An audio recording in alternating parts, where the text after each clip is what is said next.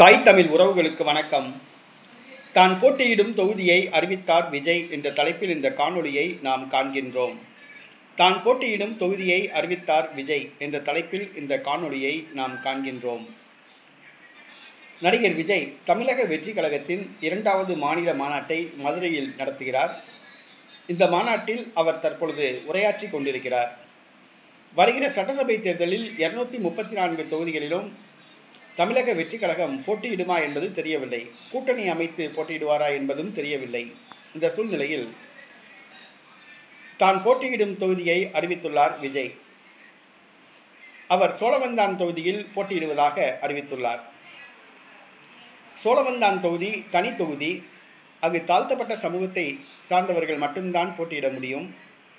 ஆனால் சோழவந்தான் தொகுதியில் தான் போட்டியிடுவதாக அறிவித்துள்ளார். அதே நேரத்தில் மதுரையில் மதுரை கிழக்கு, மேற்கு, மத்தி, தெற்கு, வடக்கு, திருமங்கலம், திருப்பரங்குன்றம், உசிலம்பட்டி என்று 10 தொகுதிகளிலும் தான் போட்டியிடுவதாக அறிவித்தார்.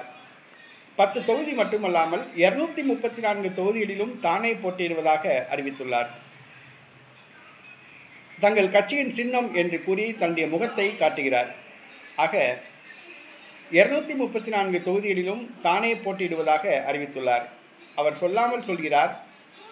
234 தொகுதிகளில் போட்டியிடும் வேட்பாளர்கள் அந்த வேட்பாளர்களை பார்க்காமல் நடிகர் விஜய் தானே போட்டியிடுவதாக மக்கள் கருதி வாக்களிக்க வேண்டும் என்று அவர் கேட்டுக்கொண்டுள்ளார். ஆக 234 தொகுதிகளிலும் தானே போட்டியிடுவதாக கருதி மக்கள் வாக்களிக்க வேண்டும் என்று கேட்டுள்ளார்.